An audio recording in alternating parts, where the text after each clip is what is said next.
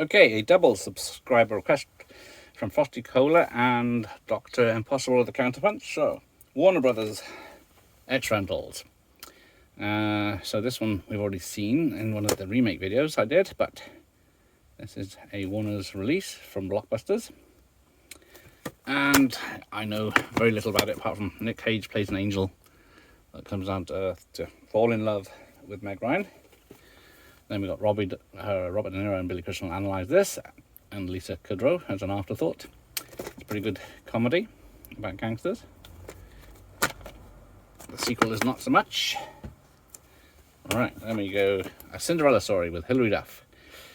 It's cute, it's sweet, it's a harmless girly movie. Daily Mail probably said it best, because I haven't seen it. But it is one of the blue tapes. And then we have Richard Donner's thriller with Mel Gibson and Julia Roberts. Blazing action from start to finish is not what I'd say about this film. Lack of action. There's a few chase scenes and such, but strobe lighting warning. Yeah, it's over 2 hours, so it didn't need to be. But there we go, conspiracy theory. Then we have Made in America with Whoopi Goldberg and Ted Danson. One of those films that won't be made now, but it says Guild home release up there, home video, but it's a Warner Brothers film, and sort of like, yeah, Blockbuster people just swap the case. Then we got action thriller with The Fugitive and Harrison Ford, one of the biggest hits of the year. Ex-Blockbuster again. Great turn by, what's his face? Tommy Lee Jones, because here he is in the sequel, and he's the star of the sequel. Chasing down a suspect, Wesley Snipes, with help from Robert Downey Jr. right before his arrests and kicking out of Hollywood. Edward James Olmos in Stand and Deliver. Don't know when he's going to meet Cleaver and Apple, but I guess it's symbolic. Teaching gangs in America's schools at the time. Oh, it's one of those blue tapes again. So you got that. And you got Robert Duvall in The Man Who Captured Eichmann. It's a Warner's release, yeah.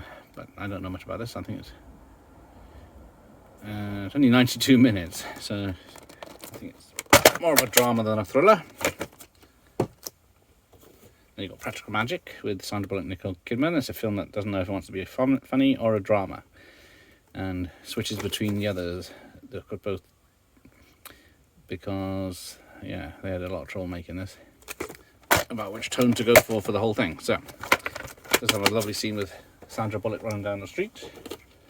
Then you got Meg Ryan again with Russell Crowe this time in Truth of Life, action loaded according to Capital Radio, but it's not really.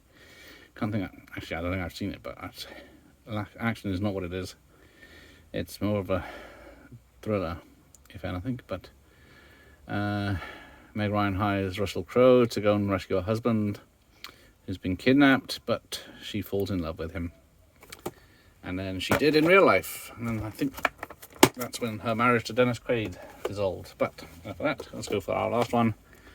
Bill Murray in Quick Change. He co-directed this. I think it's the only thing he's ever directed. It's a pretty good comedy where 3 bank robbers try to get out of New York. So yeah, you got Gina Davis and Randy Quaid and Jason Robards as the cop trying to catch him. Quite an old one this, 1990. There we go. Thank you for watching. Here, Randy for lesson.